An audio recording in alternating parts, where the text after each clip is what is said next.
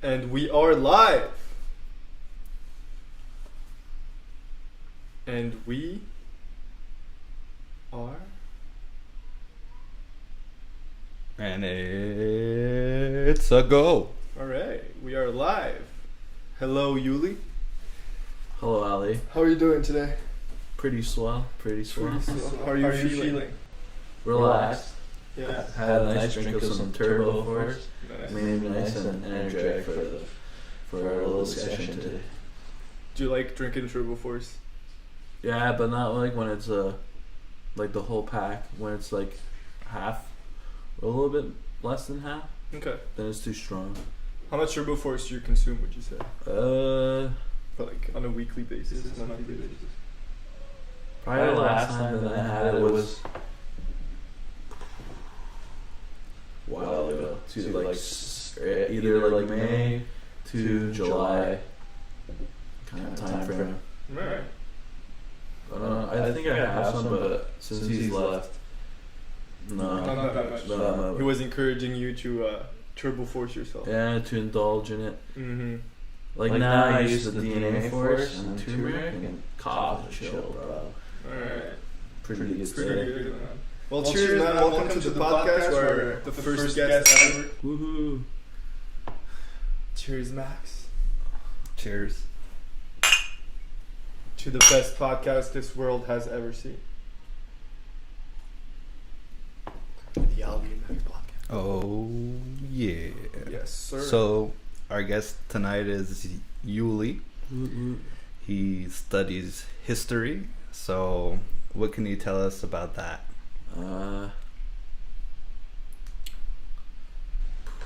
What about Concordia, about which is the university you go to, the people in your program itself, most interesting courses. I would say that the program is pretty good.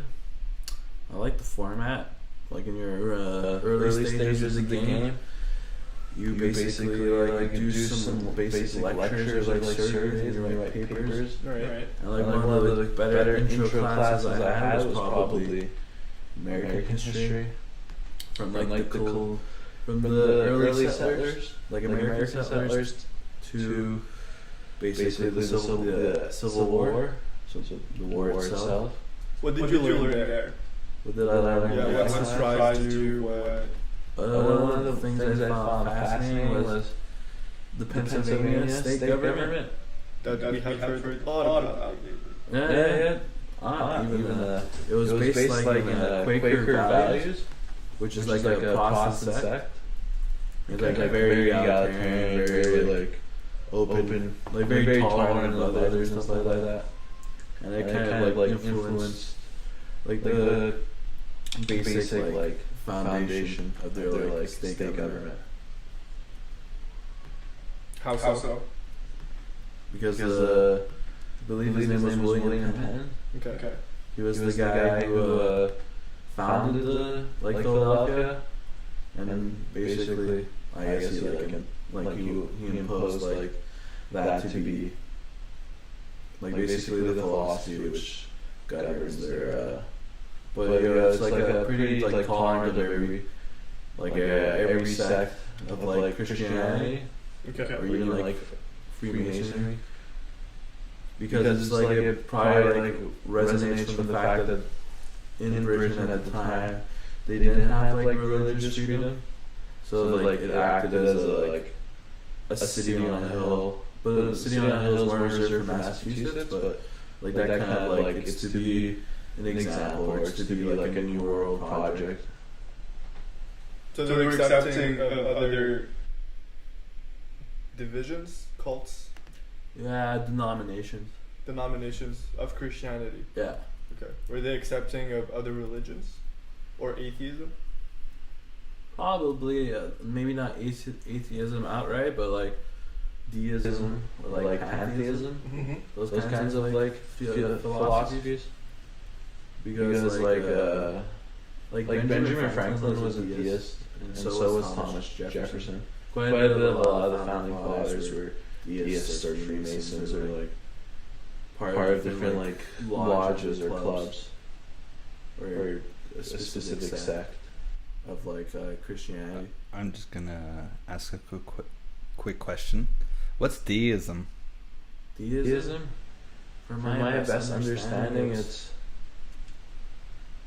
I guess it's like a kind of a theology, which I guess it looks like every like kind of like pantheism, where everything like it's more like nature, which is like the creator, like it gives us our like material like life, and I don't think it like really like I think it looks more like through like it doesn't really look at like spiritual, like maybe there is elements of spirituality, but it's not very like similar to Christianity. I don't have like a big knowledge of it. You could fact check me if you want. Are we doing fact checking now? What are facts? How do you find a fact? Wow. On the internet, or can you find them somewhere else? Do you do a lot of researching for your papers, like putting footnotes and finding various sources? Yes. Short answer. Long answer. Depends. Like when I did my thesis for my honors program, I did a lot of like archival research, but it was online. So I was able to access EI DuPont de Nemours Incorporated. They're like What's that? it's a chemical. It used to be a chemical company. Now it's owned by Dow, I think. Dow. Yeah, Dow Industrial or Dow. Is that a company? Yeah. Okay. Dow Chemical, I think it's called something. Anyway, it's like a. They're like they are the baron. They're American aristocrats who are basically the barons of Delaware. So that state is practically run by them, and they have like a very lucrative chemical and like armament company. Mm-hmm. But they also do like a lot of domestic products. Anyway, I did a research at their archival center, which is called the Hagley Institute, and I was able to find stuff there. And at the university, I was given like access to newspapers and periodicals. And one archival basis was like Voices of the Days, which gave me speeches of prominent figures, and I found like I felt like 3 or 4 speeches or documents which pertain to the DuPonts, like brothers. DuPont's brothers, like in Tintin. Yeah, except like in Tintin. Are they in any way related, inspired by? I don't think so, because Dupont and Dupont, Yeah. they're spelled differently, both of Okay. them. And Dupont in the States has a space in between Du and Pont. All right. So, and I was told in France that's like a marker for like a title, or like aristocracy, or like a higher nobility. Absolutely it is, because usually it means like you're from a certain region, so you're like from that region, and so your family, your heritage is connected to that region. Yeah, exactly. So your family somehow had some kind of title there, probably, and were like landowners. Yeah. Do you know Lavoisier? No. He's like a French chemist he was like near the French Revolution. Okay. One of the I think his name is Irénée Dupont. He was during the French Revolution.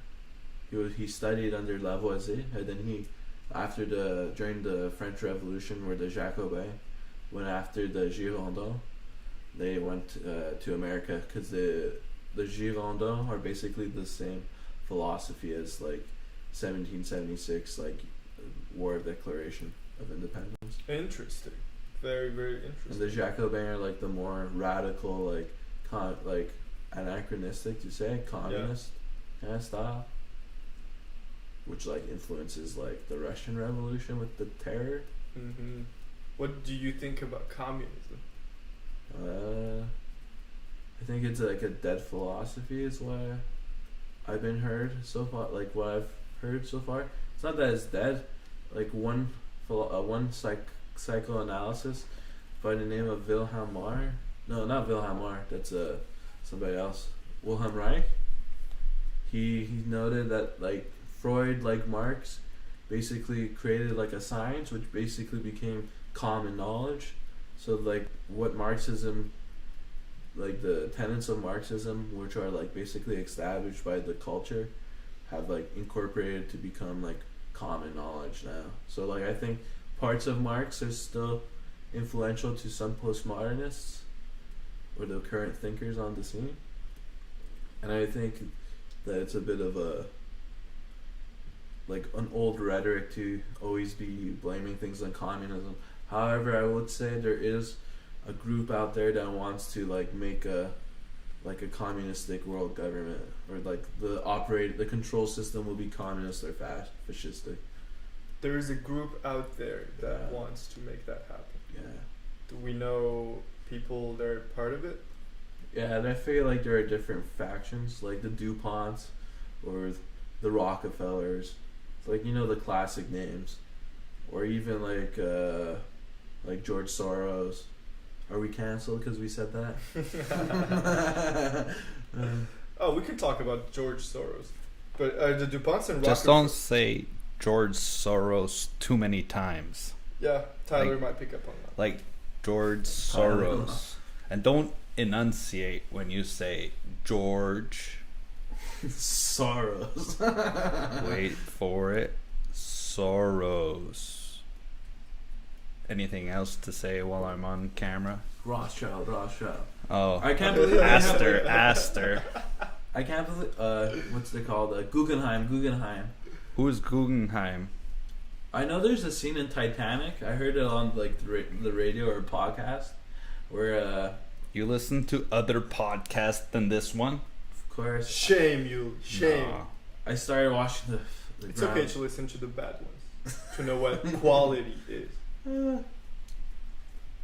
Hey, wait, before you say anything else, have you ever watched this podcast?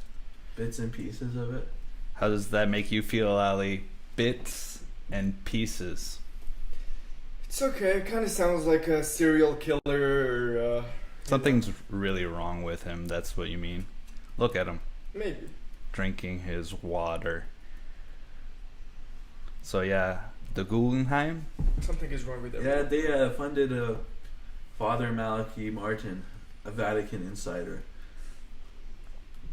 who basically he wrote like a bunch of books exposing Satanism in the Vatican, and he helped with the Jewish lobby in the Vatican to do some stuff during Vatican II.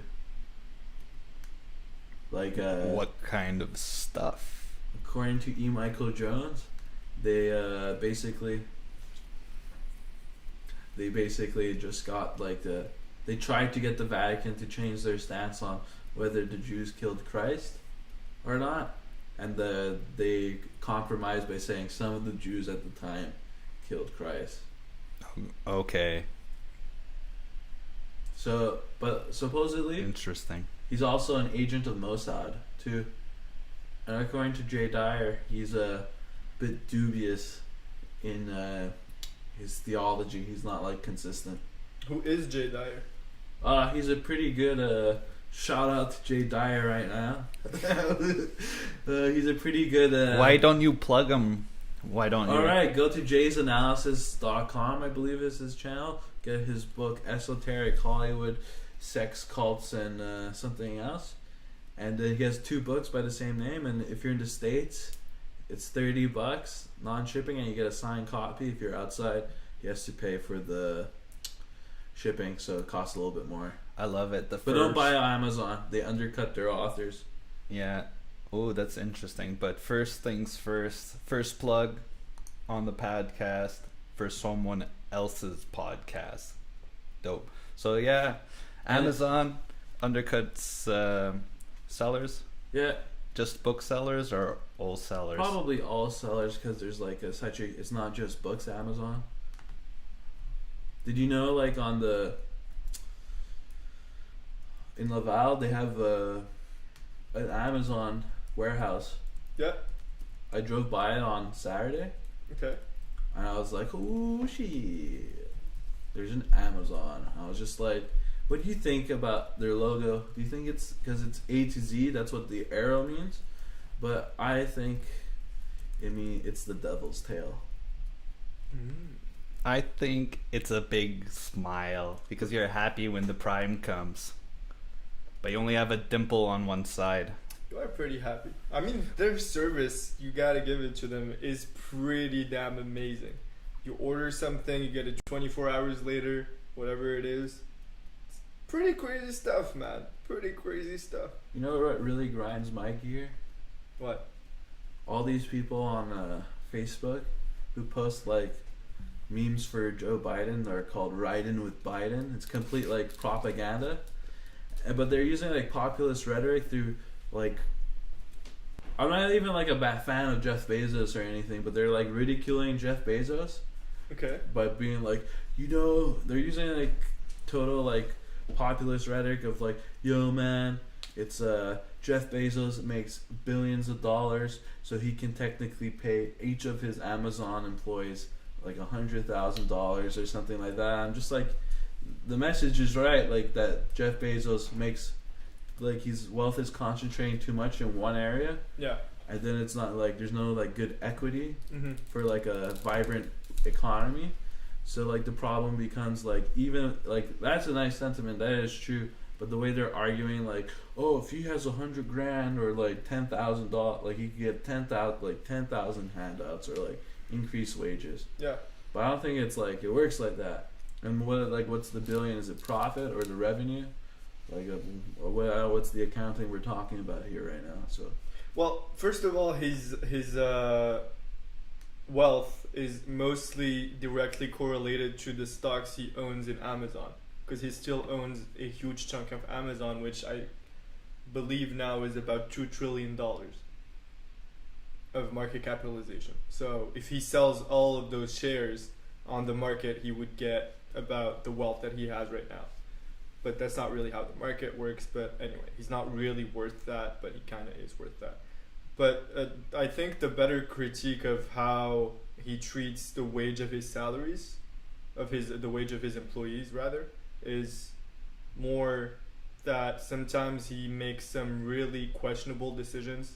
Like, for example, at the beginning of COVID, he cut wages for his employees while he made $70 billion in the span of less than 3 months.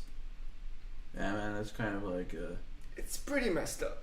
It's pretty. I mean, do not give handouts, but don't go out there saying, "Yeah, we're going through tough times, guys. You know, everybody needs to help, so we're cutting down the minimum wage for everybody." That's what he said. While you're making, yeah, he's like, "Yeah, we're going through tough times. We're cutting down the minimum wage because we need to get through this." And then, bam! 3 months later, he's $70 billion richer. Yeah, What does that tell you about the man? You know, he's clearly not the best guy out there. Let's face it. Okay.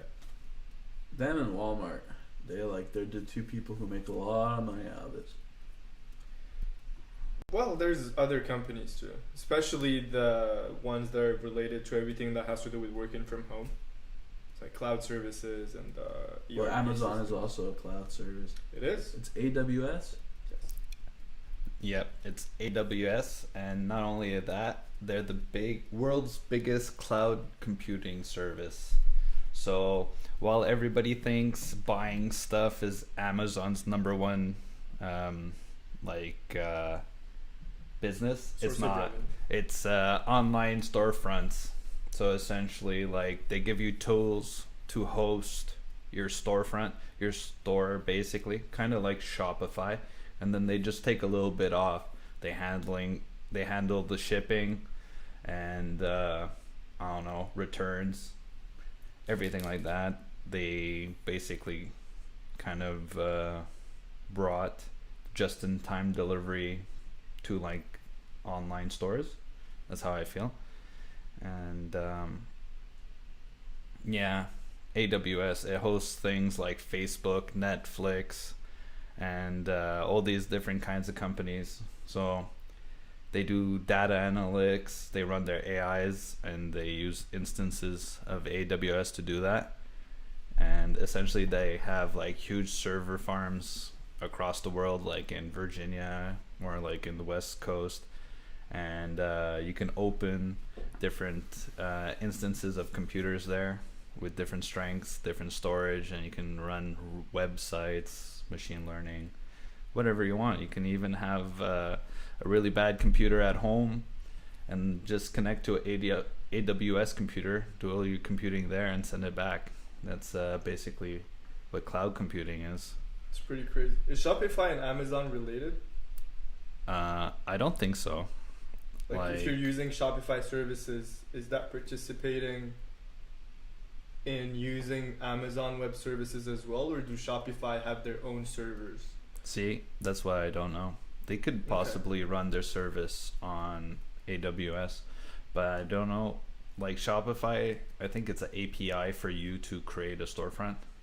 It's kind of like you make your own website. Is it something like that? Yeah, I think it is. I think it is.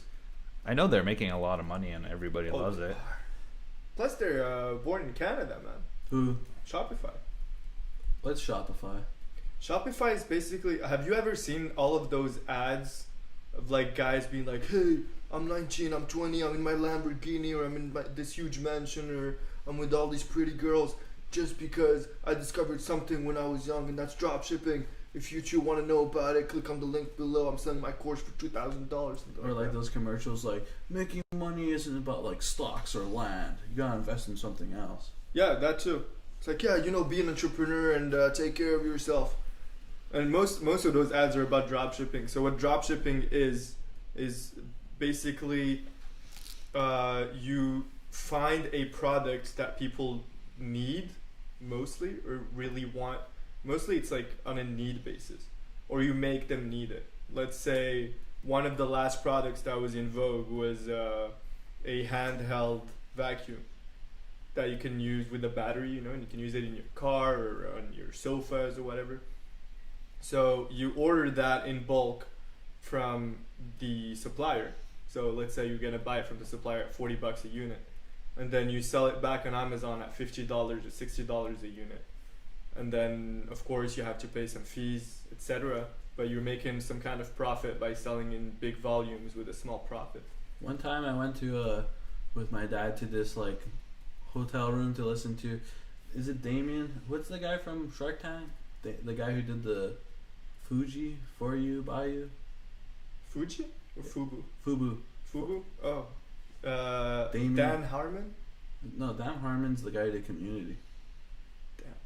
Isn't it Isn't Damien that the Rice guy or who something? also did Rick and Morty. Rick and Morty? Yeah, he is. Morty. Wait. Anyway, I went to this thing where it was supposed to be one of the guys from Shark Tank, and then it turns out it's just like a video of him, 5 minutes, giving like a promo or like a pump. Damon John, my bad. And then like these people come out and they're like, "Hey, don't you want to know how to make an entrepreneur business? Just buy our package and you get like a weekend like master class on how to do it." I saw that was that recently? I saw it a while ago. 2 years ago, I went to I think it was a Marriott near the airport. Oh, you went there? Yeah. Was he there personally, or was No, he? it was just a video of him being like, "Welcome guys to this like, yo, welcome man, like welcome to this for you, by you, blah blah blah blah blah blah." Like enjoy the class. Okay. And then like associates of him come out and they're like, "Hey, don't you want to learn how to be an entrepreneur?" That's what he was selling. He's selling his image basically. Yeah. And then putting people out there traveling around the world making money for him. Yeah. Wow, that's And then, crazy. And they're like, "This is a master class. You can be rich and famous just like this guy. And then you won't have to show up to your own infomercials." Jeez, man, that's weird. And the second speaker was this guy who was like, "Oh, sorry guys, I'm a bit tired from the plane and a bit hungover." But he's just like, At least he admitted it. Yeah, he's upfront about it. He's like, I was on HGTV, like the housing network. Mm-hmm. He's like, what I do is I buy really crappy houses, I refurbish them for a little bit, then I flip them. And he's just like, look at that guy, one of my guys. You know what? He's an idiot because he bought a Range Rover. Because he blew all his money on a Range Rover, and then he's stuck in the desert. Wow. Because they have like one of those meetings, or not a meeting, award shows, or like a conference, like a yearly celebration of like those types of salesmen in Vegas or something. Yeah. And he was like, he had like a picture of the guy stranded on the road because he drove his Range Rover. That's hilarious. Ali, today you were saying you would never get a Range Rover. Too many people have them, you know? You see them everywhere. No, it's not my kind of car, man. You don't like SUVs, bro? No, I do. But if I get an SUV, but SUVs, okay, let's get that straight. SUVs are like 4x4s for the city, right? They're not like your functional 4x4 that you're using to go into weird terrains, you know, like All dirt terrain? or desert. What about a Jeep, you know? I'd get a Jeep for sure, man. Why I not really just love get a Jeep. Range Rover then? It's the same thing. Everybody has a Jeep. No, Not we just really. said everybody has a Range Yeah. Rover. Yeah, Come but on. everybody has a Jeep. This is North America. What do you mean everybody has a Jeep? Well, if we're going with the logic that everybody has a Range Rover, then everybody has a Jeep. If I have the money, I'd get a Lambo Urus, man. Oh no, I see those around. It's not even exclusive. Doesn't look good. No, it's not about exclusivity. I think it looks really good. Personally, I think it looks really good. Maybe it was because of my first impression, but Would any of you get a Ferrari SUV if that came available? Since Max mentioned exclusivity. Oh wow. I don't know how that would Ferrari look like. SUV, yeah. That would look weird. Yeah. Ferrari SUV. Because they're not an SUV. They have a is supposed to be at station least- wagon. Yeah. They have a station wagon? Yeah, the FS. What? Yeah. You've never Oh, seen like it? okay, yeah, okay. I've Like seen a that. family car, basically. Well, I think there's only 2 doors, you know? Oh yeah. Yeah, there's 2 doors, but Oh, it's there's not like like a a van, hatch. Yeah, it's a little bit, but with 2 doors. Oh, I saw once with a Okay, I see. hatchback kind of look. Yeah. But it was like a regular Ferrari, but it had like that round. It looks so ugly. Yeah, that's what Yeah. I'm talking about. Ugh. But that's the thing. Ferraris are known for, except LaFerrari, but we're gonna talk about that too because we talked about LaFerrari. I don't want to get back to that. I saw one. Yeah, I know. What's La Ferrari? Okay, let's talk about that. It's the new Enzo Ferrari, like the high one. There's a guy who I just saw that on Instagram. It was like on the videos, you just scroll when I was wasting my time again, once more on Instagram. Don't put yourself down. I have to talk to myself. I would talk to a friend of mine, and I would say that to a friend of mine. Anyway, that's a problem that I need to deal with. But yeah, there's a guy who was doing like a compilation of downtown supercars, and he filmed the LaFerrari. And I think it's the exact same one because I don't think there's more than one LaFerrari in Montreal. Yeah, was it on a gray day? Just so people know, the last LaFerrari that was sold was auctioned off for $10 million. Oh, wow. What? How many are Yeah. there? What year? What was the inflation? Not that long I don't ago, bro. It's a 10 brand million new for car. a car? That's a lot, eh? And it's a new car. The first one that came out, I think, was 2014. I Does- think. Don't quote me on that, but from like my quick research, that's what I remember. Yeah. Does it depreciate? We're not at the point where we can do live pull-ups, you know, Yeah, I know. and Well, then show the audience. I know. If you use Zoom, you could share screen. Yeah. I can set up a browser, but I can even just Google it while you guys talk. But So- I'm not your so Jamie. how- I'm part of this podcast. So how many? Primal Edge Health. Another shout out. Oh, He- stop. No, I'm not going to let you just shout out people nonstop. And from the same podcast. You just like, No, it's a different podcast. Well, it's about dieting. yeah. Keto diet. And they never hop on the same podcast. Ooh. And anyway, but my point was, how many narcs are there in the chat? What's a narc? Audience mean- member. Oh. Narcs. Well, we haven't busted 4. We're 2 now. I knew it was gonna happen the minute you mentioned the chat. We People go away. were at 4 for quite a while. Oh, sweet. Imagine we're gonna look at this in 3 years and everything is gonna get so. Do you think That's we'll have funny. the luxury in 3 years when we're enslaved by the technocracy and being like, either having sex with some weird AI thing, or being like a battery? Like, I'd like to think for myself that I would never get into that, and instead, if society really goes to shit that hard, I'll just like frick off and grab a surfboard and just go surfing. That's what I really Montreal? want to do. Well, clearly not in Montreal. I hope that I would be able to take airplanes at that point. I like that logic. You can take him now. So many people fly. It's like a Yeah, I myth know, that I you know. can't fly. No, it is. It really is. It just depends on like where you're going and then quarantining. Don't you have to etc. quarantine when you? It's like they're forcing you to stay there for 4 weeks. Because don't you have to quarantine for 2 weeks? Yeah. When you get here, yeah. No, but like when you like, why do you have to quarantine when you return? But if you go somewhere, it's perfectly fine for you to go run around. Like, Depends don't on you- the rules. Don't you have to quarantine? Let's say if you go to Uruguay or like Florida, you would have to like stay 2 weeks in the resident you went to that you told the authorities, and then you would have to wait, and then after you've been quarantined or whatever, Yeah. cleansed, then you're allowed to like enjoy your life. But right then it's like more expensive to travel. But it really depends on where you're going. I think if you go to France right now, you don't have to quarantine. Yeah, but in some places you have to like you're not allowed to even go out at 9:30 in Paris. Yeah, in most of France, if not all France. I think it's like 5 villages and Paris. And supposedly there are so many people who are leaving Paris. Like I saw a couple of, Understandable. like would you even want to live in Paris, man? Or in France now? At this time, no, not really. Did you ever have a point of your life where you thought you would live in France? Well, I thought I would, yeah. But did I really want to? I don't know about that. Why? What stops you? I don't know. It's just I love France and I love Paris and I love the country in France. It's a really beautiful country, and Paris is an amazing city, dude. But working there, I don't think I would like it. Just a huge city. There's too many people everywhere. Too much traffic. Even biking, it's too much traffic. It's not as safe as I prefer Montreal in the end. That's the real The deal. sex capital of Canada? Hell yeah, let's get it. Well, not for that, clearly, but it is known for other things, I hope. Is it? Is it actually just? Sure. I think it is because like, aren't we notorious for like sex trafficking here?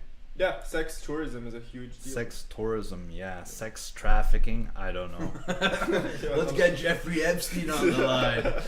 Hello, Yeah. Jeff. Oh shit, he's supposed to be dead.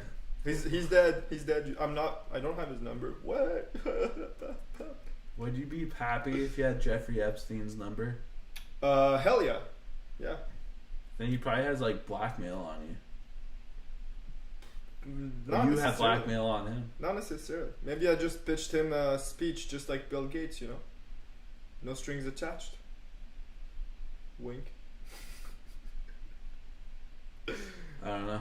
Nah, I'm kidding. Would I be happy for? Hell yeah. Well, of course, without all the bad stuff that would come with it. Like what? What would be one bad thing? That would come with having his number, having done any business with him or whatever. Do you think like when you're that like rich, Yeah. do you really do a lot of face-to-face business still, or you have representatives and like you delegate more like your business interactions? It definitely depends on the business that you're dealing with. If let's say you have a like 20-story building and you need to collect rent, I mean, you just get someone to go there. But Oh. if you want to start a foundation with Bill Gates, you're gonna get there yourself, right? Like if I guess it would be people like in the same kind of like class or bracket. So like a Bill Gates or a Jeff Bezos, they would like meet face to face to Yeah. do business. Yeah. Instead of like if Bill Gates is however buying, let's say, a smaller subsidiary, then would he be the person who goes there, or he kind of sends like an executive or like a negotiator in A his, bunch of lawyers, yeah. most likely, yeah. Yeah, I agree with that. You know, king's not gonna do business with a pawn, right? So, But subsidiary is not a pawn, you think? no, but like, would he go buy the company himself? You paid Right. Homer Simpson a visit. Yeah, and then he broke his table. He was like, get out of this business if you know what's good for you. We're buying you out. Get out of this business if you know what's good for you. We're buying you out.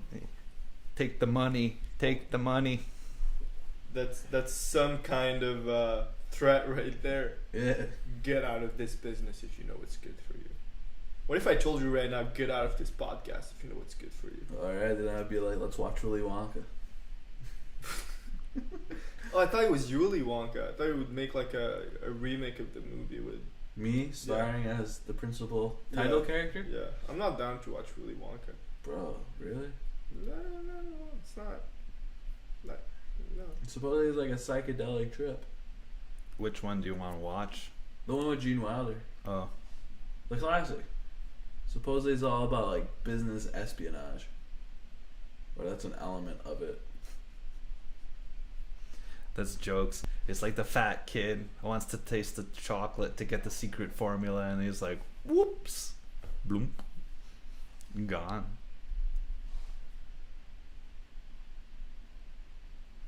You guys aren't down though? I don't know. Not really. We'll see. If not, gaslight. What's a gaslight? What is gaslighting? Let's talk about it. There's been a lot of words being thrown out there lately, and gaslight is one that has stuck a lot with people. It's when you impose a false reality on somebody. Mm-hmm. You give them a little bit of cognitive dissonance. Can I get a little example?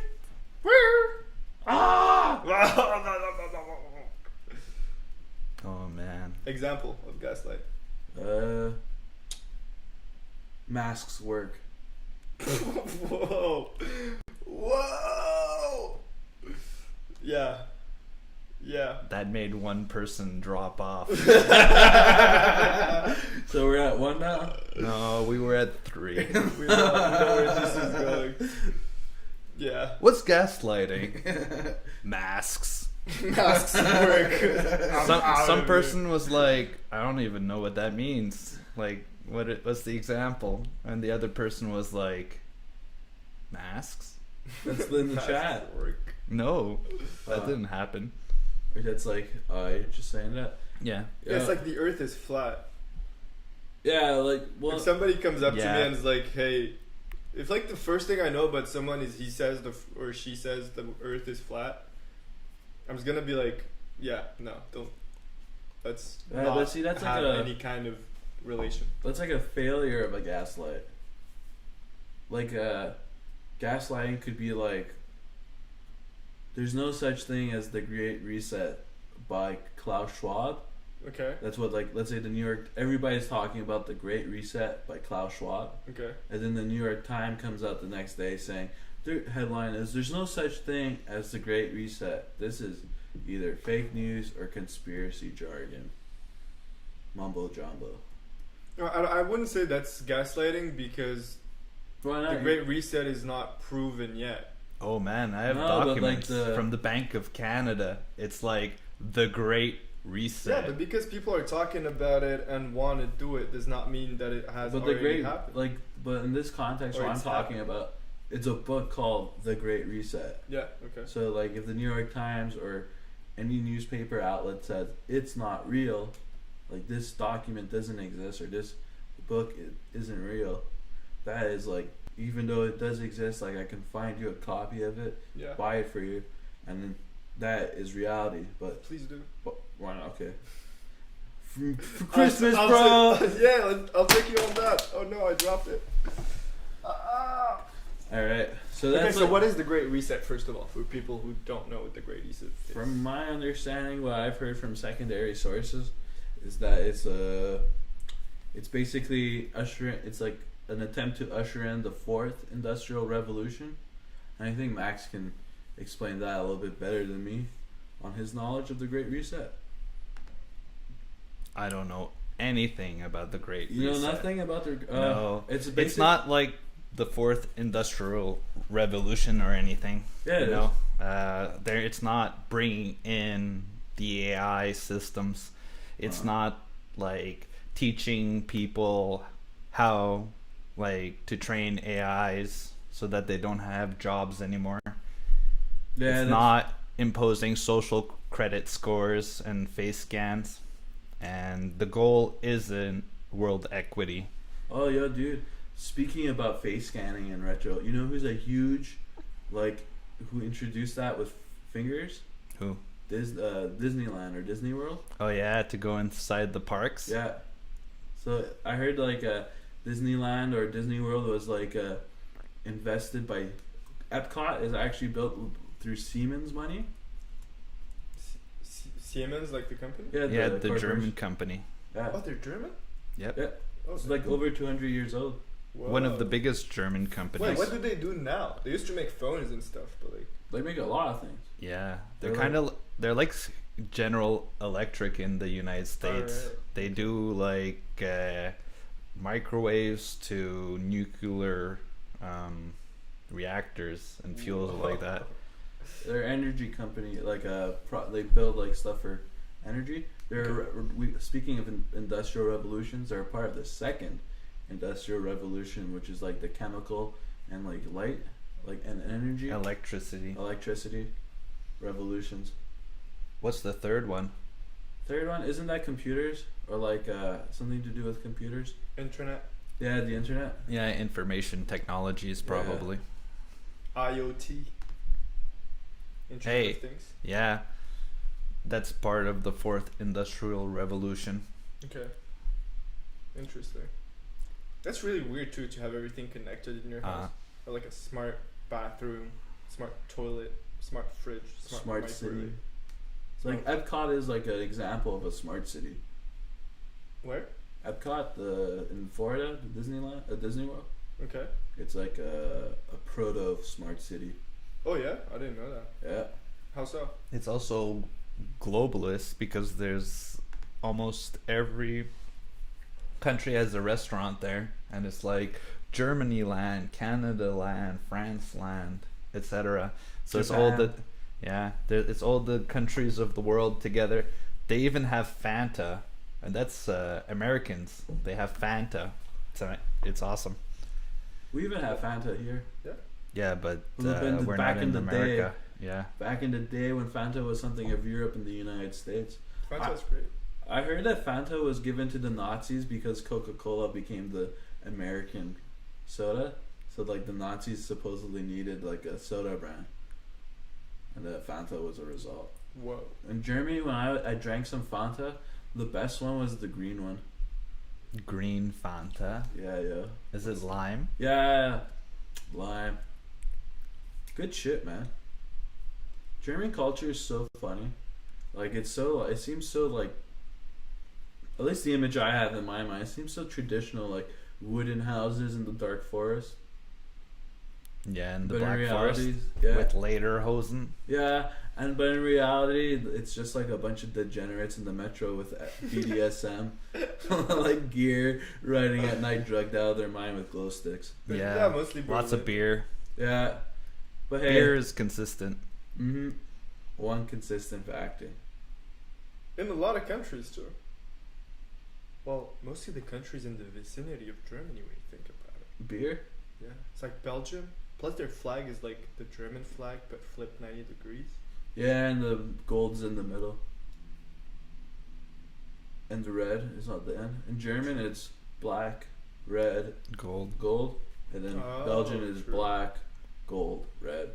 But a lot of like, it's interesting. I noticed that like the colors are liberty are red, white, and blue. And I can name you about 3 or 4 countries with those kinds of colors. Yeah. Excluding colonies. One would be Great Britain. Other one would be France, the United States, and Russia. And then I would even say... Which one's the most libertas? Liberal or libertas? Probably like Libre. the United States or Great Britain. Yeah. I would say maybe Russia's flag is like that because they became through neoliberal capitalism in the 90s. Maybe that's why they did it as like a symbolic like gesture. Did they have a flag before the USSR? Good point. Maybe it's probably it'd probably be the same. Maybe it is the same thing. Yeah, I'm not sure, but I think they had a white flag. I'm not sure. Google it, huh? Yeah, I can. You can't? I can. I will. Can I have some ice cubes, please? Russia. Tell me something. Russia. Whoa. Is that gaslighting? Why? Russian collusion? Delusion? Delusion? Is a delusion gaslighting? When you put somebody into a delusion. Yeah, that's gaslighting. Gaslighting by Hillary Clinton. Yeah. How do you do that? How does Hillary Clinton do it? She goes on a debate format and she says, "Oh, Donald Trump and Vladimir Putin are best friends." And then it's funny. At one point when I went to Cancun with some friends, my friend's cousin was like, "You can totally see that Donald Trump and Vladimir Putin are such buddies."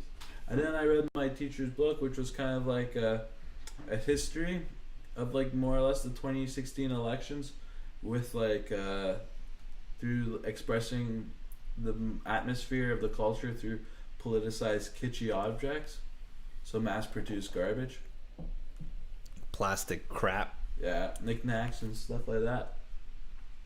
And basically, yeah. But what's up with the knickknacks? Oh yeah, it was just like it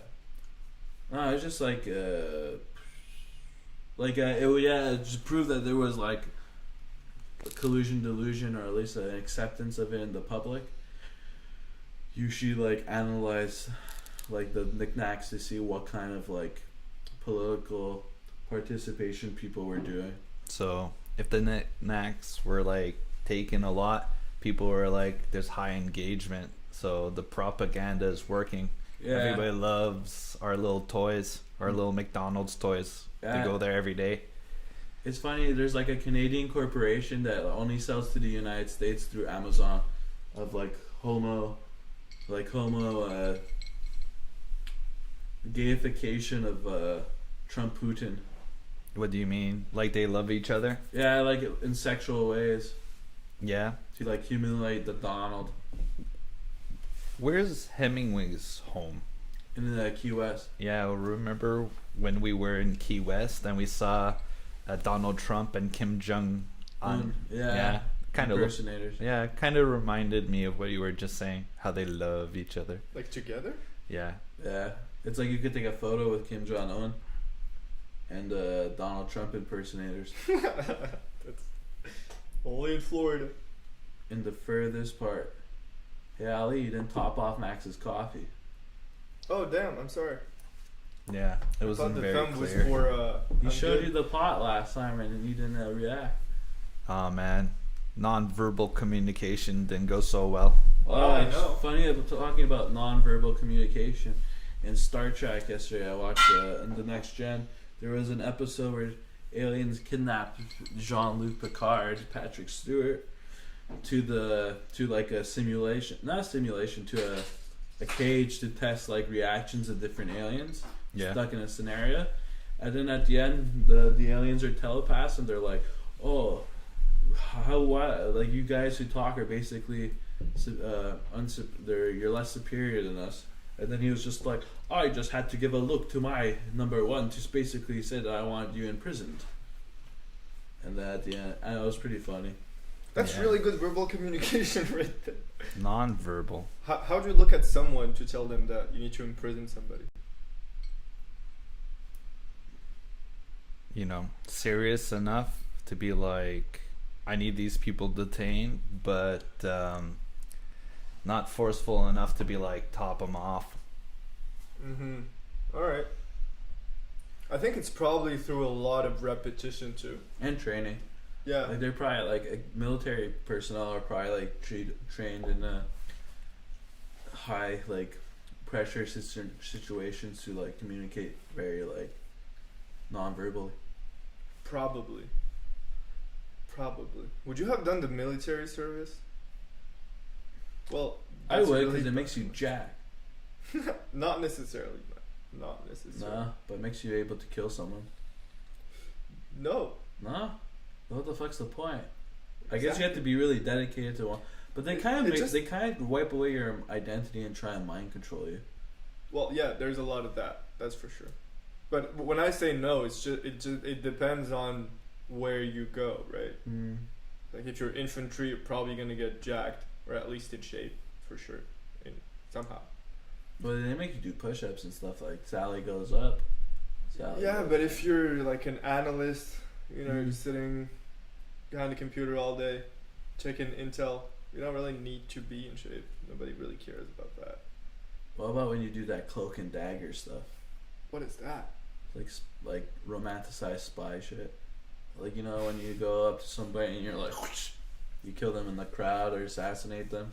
Oh, like a hitman? Yeah, more or less. Yeah, it's like smoke and mirrors. Did you learn that in the military? No, but he's talking about spies now. So it's like you have a cloak and then you stab through the cloak. It's Right. kind of like hush hush and then effective action. You make your own invisibility cloak, like in Harry Potter. Yeah. Minus the cloak.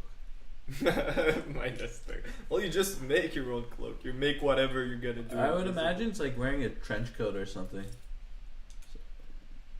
I think it's more like magicians, Yeah. It's like sleight of hand. Yeah, exactly. So you like divert people's attention to a thing while you're doing another thing. Like, oh my God, what happened there? Where's somebody on the floor? And by the time they realize it, you're already gone. Fini. Done. Terminé. T'es mort. Tu es mort. Tu es mort. So how do you see the future, Yuli? Today or tomorrow? Today or tomorrow. Tomorrow, in a week. A in micro year. history, what do I see? I see us watching Willy Wonka. I envision that, but in the big grand scheme of things, what the audience really wants to know, I think that What I want to. I think Donald Trump is going to become president, unless Max can inform me on some new news. You heard it here first, gals and gentlemen. Hopefully Donald J. Trump becomes president, and maybe they'll give us a couple good more years, or maybe the U.S. will slowly burn up in flames and break up apart, and Canada too. And hopefully what I really don't want to happen in the future is that we become like vaccinated, or not even against like vaccines here, just like having a choice whether we can participate in it or not. But being like basically blackmailed into like if being extorted, if you don't do this, if you don't do that, you can't go to a concert, you can't go to a restaurant, you can't do this, you can't do that. Well, they're already rolling that out, saying that for traveling, for big events, public events such as concerts, you will have some kind of vaccine passport where if you're not vaccinated, you can't participate. I don't. Basically. But I just wanted to go see Tool before the COVID happened. Yeah. Now welcome to the club. Now I don't want to go to a concert if I have to get a passport. It's so tyrannical. It's not the Soviet Union. They needed passports there, man. Yeah, in wartime France, you needed a pass to be out at night. And if you were a Jew or something, you needed to have your papers. You're like, I'm not Jewish. I'm allowed to be here. During the Second World War? Yeah, in France, no? Yeah, they collaborated. They did collaborate with the enemy. The Nazis. Yeah. It's weird how we still talk about that so much after 80 years. But it is a great human tragedy. But there is a lot of other great human tragedies we really don't talk about that are happening right now. I think Nazism is used to mind control people. It's like, this is what's bad in a relativist society. So it's like, nothing's good, nothing's bad, except Nazis. Nazis are bad, that we know. We don't know much, but they're bad. And by the way, what's a Nazi? I don't know. You're a Nazi. You're a Nazi. You're a Nazi. Anything bad's a Nazi now. Yeah, but if it is the worst archetype that we can find in our society, then why are we still letting it happen till today? Because humanity is fallen. And by that I mean the Armenian Genocide that's going on right now. There's another Armenian Genocide happening. Yeah, Is it's it been real? going on for decades and decades. I don't know. Do Now the they're Turks going against recognize full it now? force. Sorry? Are the Turks recognizing it? The genocide? Yeah. Absolutely not. No, they're perpetuating it. I know. Them in Azerbaijan. Who's Like, that? yeah, Oh, we- Azerbaijan. That's yeah. a former Soviet territory. Is it? Yep. Interesting. But They- yeah. They use meme warfare there. On the government's Meme warfare? Yeah, on the government's behalf, they do like propaganda with Through memes? Yeah. To like discredit dissidents. But that's not what a meme is, though. Why not? Means whatever you want it to I be. read once like a MIT article where the person was basically DARPA doesn't know how to defend itself against meme warfare. Yeah. So we have to There's a basically bunch- censor like the Donald and like all these other pro Trump and how she like 4chan. yeah all these like how she basically like described the Donald. She was like, it's a meme factory. These are where the memes get built, beta tested and everything before they get shipped out to other platforms. Just like, yo man, they're fucking memes. Like, who cares? It's just like you're like, oh, the universities, the press, all the government should be funding us more so we could defeat this. Yeah. And they have a really, really hard time deciphering the meaning of a meme because it's like a reference through a picture, something that happens in a movie, or like some greater, almost archetypical event that means something to humans. But like in case of a computer, how are you supposed to make those connections? Especially if you're like making an ironic connection. You're like, oh yeah, we all know this relationship, so we're gonna play around with it, we're gonna change it, and then make a funny meme out of it, and then computers just like, what's this? I can't. And then humans are like, that's so jokes, click, and then you send it to like 50 friends. It's like a new way to spread information, like water cooler talk, gossip kind of talk. Because you go to your university professor and you start saying, I quoted the Donald, I posted this meme, like I referenced this meme in my paper. People are gonna be like, get the hell out of here. There's no credibility with that. I have one assignment for this seminar I'm taking where you're supposed to take a Putin meme and then you could write like 1,000 words on it. Oh yeah. Did you pick one? No, I was like, I don't want to like trace an origin of a Putin meme and do that kind of research. So instead, I did like a comparison of between two different mediums of Putin, like biographies. One's a documentary, one's like a book. Which I was telling Ali before we were filming the podcast. And how is that so far? What are your conclusions on it? My conclusion on it, basically, the synthesis of these two mediums basically conclude that Putin is an ambitious, power-hungry man, and I How find long that has he been in power for now? since 2000, and he took like a 12 term out. years. Took a term off. Put Oh, this, put a guy Medvedev on How long was he there for? a term, and How long Putin was was that? PM. I think it was 4 years, and then he extended it when he came in his third term to like 6 years or 8 years. I heard, or maybe he's gonna be in 2024. I think is when the next election for him is. There's no like limit, like in I the think you United can't do States. like consecutive terms. That's the loophole. No, That's why. he changed the law just for himself. He did? Yeah, I think it was in the last election. He changed And he the law that extended the applies term. just for himself, for him to be able to present himself again at the Mhm. elections People like him for though. 2 more terms. Yeah, people really like him in Russia though.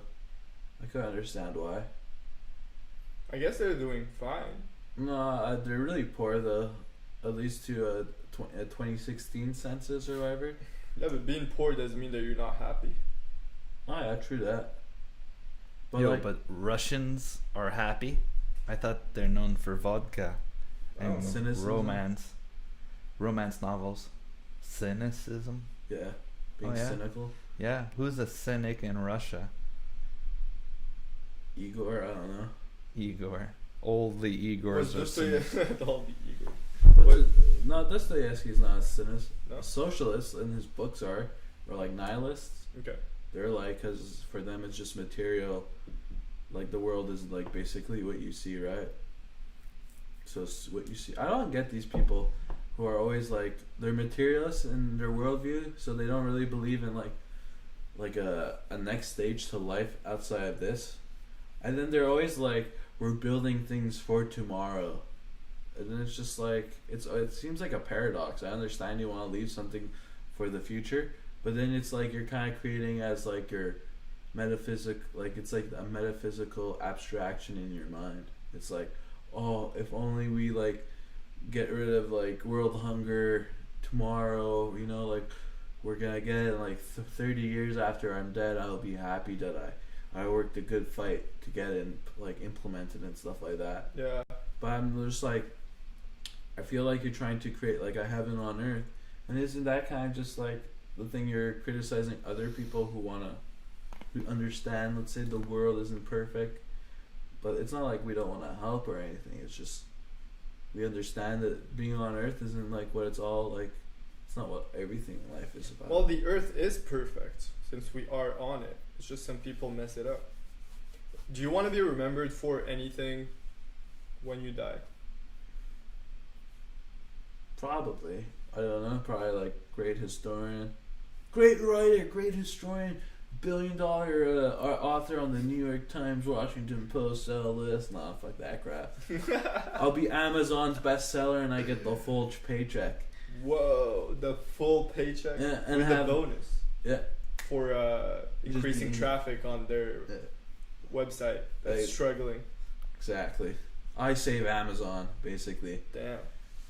And a good family and a healthy life, and not to be a subject of the technocracy. But if I fall, at least I'll give up my spirit for the tomorrow. So you want to be a historian discovering maybe? Do you want to be one of those historians that tries to reconstruct as best as possible those black spots in the history of our humanity? What is the most interesting thing for you in history? What would you like to work on? Different subjects, or one thing in particular? I feel like I'm always like stuck, like not stuck, but I'm always torn in what I should focus my energy or research into. I really like the United States history, and especially since I'm an English speaker, okay, it's easier for me to play with it. Yeah. And I like to do I like the American like colonial or revolutionary period, or even like the 1840s, and there's like always like something I can find. Like I'm also like attracted to the 1930s, or like after the Second World War, to see how like society changed through like social engineering and psychological warfare. I'm very interested in those kinds of subjects, but I feel like I can't make a commitment. I don't know which one to commit with. I wrote a thesis in the 1930s. Do you think you can maybe about the 1930s? About the 1930s. How old are you? 500 years old. Oh wow! Wow. It's your birthday today? Salve e coagula. Oh man, giving away the secrets. Yeah, dropping some knowledge, some breadcrumbs for all the Hansels and Gretels out there. Yeah. Good illusion. At the moment, the one Hansel or Gretel. We're not going to assume. Or did you hear Elliot Page? No. Yeah, I saw that Elliot today, dude. Page. Yeah, okay. dude. Yeah, you mentioned. I'm so surprised.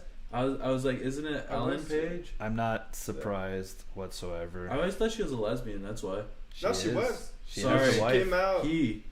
Yeah. Yeah, Elliot came out before his transition.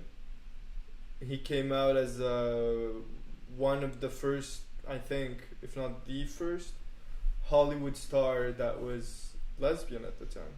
Yeah. Or Ellen DeGeneres. Maybe? I don't know. I think she's way older. She was on the scene a long time ago. She was a stand-up comic and everything. So does Elliot She's Page have fun. a penis now? No, that's not how it works. don't Nothing know. is different, except she's on the news. He's Whatever. They. Them. It's him and them. okay. He What's your and problem them. with the pronouns? If somebody wants to become a man, Because it's what's the issue gaslighting. with Yeah, that? it's How is it essentially gaslighting? no. It's deconstructing your semantic system and reconstructing it just for them. No, it's not. Why not? If I become a woman tomorrow with like You'd still be a man. genitalia, well, how so? Every chromosome in your body would still be the same. So what? So, what's a man? What's a woman? Exactly. What's a man and what's a woman? Yeah, I'm saying chromosomes. So chromosomes for you define the sex of somebody. Their biology, yes. Okay, interesting. Anyway, don't nothing think so. changed. She's the same person. He's Whatever. no, it's not. Whatever. How is it You complicated? can to get just banned tell on YouTube someone? if you don't use the It's not proper- even that. It's how. Why is it so difficult to just Okay, tell that we're not someone talking is- about this person anymore. It's just complicated. It's not complicated at all. Yeah, it is. It's No. gaslighting. It's like, what's a human? It could be anything they want to be. You have all the power. Screw your belief system. It must basically become my reality. It's not screw your belief system. People. That's believe what they're different saying. things Yeah, and we if live I don't together. believe what you're saying, but you're forcing me to call you by your pronouns, then you're saying fuck my reality. And then Well- they turn around and they're like, oh my god, the whole reason we need political movements to protect us is because of people like you. It's like if It's you not believe. just that. How? Why is it hard to just call someone a he if they were a she before? If they've been a she for 99% of their reality and then they swap one day to the next and then everybody's like, oh my god, just use the proper pronouns, I'm just making a mistake, then I feel that it's kind of infringing on me. I'm just saying she because of force of habit. It's not because I hate the person. It's just because, Elliot Page all of a sudden decides to change their gender, whatever that means, not change their sex, just their gender. And then I'm supposed to change the way I speak and reference them right away, or else people are going to be like, why aren't you using the pronouns? I'm like, I don't know, it's subconscious. It's just she's a woman in my head. I don't care if she identifies as a man. He. She's him or they. So why is it he or them and not he or him or whatever? It's like stupid. It's like one of them is male and the other one is neutral because whatever goes. We can pick anything. What about those Well, people it's who are just- I identify as a dog or a building? Okay, that's another complete different story. Well, No, but it's the falls in same thing. It's not the same. Okay. Why- Okay. why now is it that not the same stupid. thing? Now that is stupid. I didn't call you whatever. Come on, Ali. No, Don't you throw said blood. no because you just said that it is stupid for someone to want to be called by or named by another pronoun. And say it's stupid to want that. What did you say was stupid then? I don't remember. Rewind the tape. But no, it is the same thing. If I'm I'm a dog tomorrow, it's the same concept of saying I'm changing my gender is fluid, because it technically with that kind of speak, you're putting your foot in the door to open for these new categories of human identification. Yeah, but what is a human really? I mean, yes, okay, you are a man or a woman, but does a man and a woman really have a place that they should just Yo, stick a into? human. What separates a human from an animal? Karl Marx. We're talking about humans being humans, not Yeah, but humans that want to be called buildings. Yeah, but I'm giving you cares? a fundamental aspect of what a human is. We can talk. It's like people who talk about Yeah, well, same-sex marriage is legal now. What's the next thing? We're gonna marry dogs? It's like, no. Let's just keep it in the human realm, first of all. Let's talk But about then, that. what are you talking about then in human realm? If you're like, what's human? I'm just saying what separates a human from an animal is language. So that's like one characteristic of being human. It's one of the things, absolutely. Yeah. And so what is happening now? These postmodernists are deconstructing language in order to obfuscate reality. By basically saying everything how we communicate with each other, or how we describe, or the structures we use are no longer valid anymore. We have to go past that. So because of technology, mostly. Well, maybe it is technology, but then it's like, Yeah, but I'm the most powerful person. I technically create institutions where I dictate the will of society. It's like, if we could like infiltrate these institutions, destroy their fundamental like beliefs, then we could augment and like obfuscate what you think is your worldview. Like the influence or peddle a new worldview. How does it affect you that Ellen Page became Elliot Page and wants to be called he? It doesn't matter. Like that doesn't matter. But the whole fact that she's supported by institutions like we've been talking about, like Hollywood or let's say academia, which are the media, 3 pillars, which are trying to influence reality to get a crowd of people to go vote or change like the constitution or like the core basics of your like society or civilization. So they're trying to, by like infiltrating these other institutions, how are they trying to change the core of society? Because they're like saying to you, this structure that we have now is no longer useful or valid. There's a new like mentality to life. Yeah, it's obsolete. It has no purpose anymore. And then they Fourth Industrial Revolution time. And then they laugh in your scorched earth. How is it not true? Because your beliefs, if you believe in them, are still valid. Again, different people believe different things. Dude, look at the Catholic Church. Like for the longest time, they were anti-gay marriage, and now they're like the new pope, the Jesuit pope, is promoting like what's it called, civil unions or whatever now? Yeah. Like you're allowed to get a civil union. That like I'm whatever.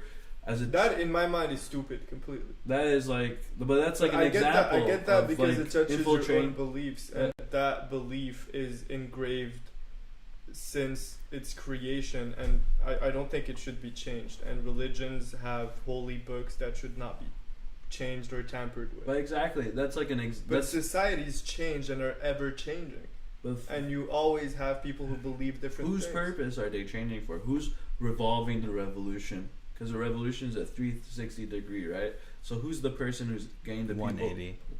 No, that's 360, yeah. No, it's like on a who's record. at the top is at the bottom now, and who's at the bottom is at the top now. But then I guess it continues and it does a 360. I'm not sure. What's a 360? It's like on a record, it goes like this. A revolution is 360. In Okay. The base sense of a So like if you think of it like a if you DJ, do one revolution, you do one. if you think of it like a DJ or a guy spinning a plate on a stick, there's somebody who's going like somebody who's manipulating the movement, but there are also people who are technically pushing it. So the people who are pushing it are actually being manipulated by the person who's revolving the plate on the stick. Hence, let's say a big financier at Wall Street will be funding the Bolsheviks, who are the people pushing a revolutionary movement. Yeah. In reality, they're pushing it so that the power technically goes back to, let's say, the financier. Like in all case scenarios, the guy hedges his bet on getting the power back. So for you, the fact that people or huge corporations and groups that have a lot of influence support this agenda. Well, finance. You're talking about an agenda, but I don't believe it's an actual agenda. I think it's just a grassroots movement. No, but just going back to transsexuality. Okay? Yeah. Isn't it transgenderism? Is it? Or transgenderism. but it's not the same thing. No, it's not the same thing. But LGBTQ. they're pretty close one to the other. No, they're not. It's LGBTQ. They're not close at all. How are they not But close? she said You can be transgender and not do anything to yourself, but to be a transsexual, you have to mutilate your body. And a lot of people who go that far end up killing themselves a lot. Like a lot. Okay, what are the statistics on that? Yeah, we don't have that at the moment. You can pull it up on your phone if you want. Okay, why do you seem so irritated by that? I don't know. I don't want to Google it. It's a lot. It's over 97%. Yeah, but you can't just say things and then be like, oh, you guys Google it. Yeah, Google it. Yeah, why not? Aren't you Jamie? Oh, yeah. No. I don't want to use the name. I said that Shopify earlier. name. I'm like, I don't want to be Jamie. Should be like Tristan on Primal Edge Health. Another plug. Anyway, Google's not going to tell you anyway. Go on Yahoo. Supposedly it's easier to find movies on Yahoo. What time is it anyway? 9:42. Oh, that's a pretty good podcast, I have to say. I'm having a lot of fun. You Awesome. got everybody who's listening to it, you should subscribe now and smash that like button. Okay. And subscribe. I said that. 40% of transgender adults. Male or female? Adults. I'm just trolling. And who is that? That's NBC News. But that's transgender. But yeah, it's funny, the Elliot Page story. Yeah. In the article I read on CBC, it basically says she identifies as transgender and queer. Yeah. So isn't that kind of like, how can you be two things at once? Yeah, you can be anything, man. Like, I could be a 6-year-old and then I could try out for the Pee Wee football team tomorrow. That happens in Europe. They're like first place at the competition is this 14-year-old migrant, and then they have like a beard and they're like 20. Yeah, like what kind of competition? I don't know, like sprinting in high school. Everybody's like 4 feet tall and he's 5'5". Wow, that's still pretty. Like, I think everybody's 5'5" and he's you know 6'10". some people are like 15 and are 7 feet tall, right? You know, Yao Ming is a Are white Americans and not interdimensional immigrants. being. So Ali, what are your stats? He says 40%. Wait a second. I saw a good one What right I found here. so far is 22 to 43% of transgender people report a history of suicide attempts. I saw 40% on NBC, and here What year? But- Just curious. Is it 40% a commit research suicide after? wait here. A research initiative looked at 56 studies published since 1991. A review of the results found that 93% of these studies found that gender transition improved the overall well-being of transgender subjects, making them more likely to enjoy improved quality of life, greater relationship and satisfaction, and higher self-esteem and confidence, and less likely to suffer from anxiety, depression, substance abuse, and suicide. Is that surprising? Yes, it is, because it's not, No, it's not. what I see ever. But where do you see what you were talking about? Where do I see what I was talking about? General news. You know the lady on Joe Rogan, the Asian one? Yeah, she was talking about underage people. No, that Yes. was the reporter. No, we're talking about the Asian woman who was talking about. She She wrote a wasn't book. talking just about underage people though. Yes, she was. She was talking. The real issue was about underage people. Anyway, I can't search this and do the video at the same time because it's basically just on Yuli, so you should entertain everybody. All right, Ali, hardball question right here, right now. Do you think children should be given the option of changing their sex? Absolutely fucking not. So why are Okay. you like busting our balls over this whole like?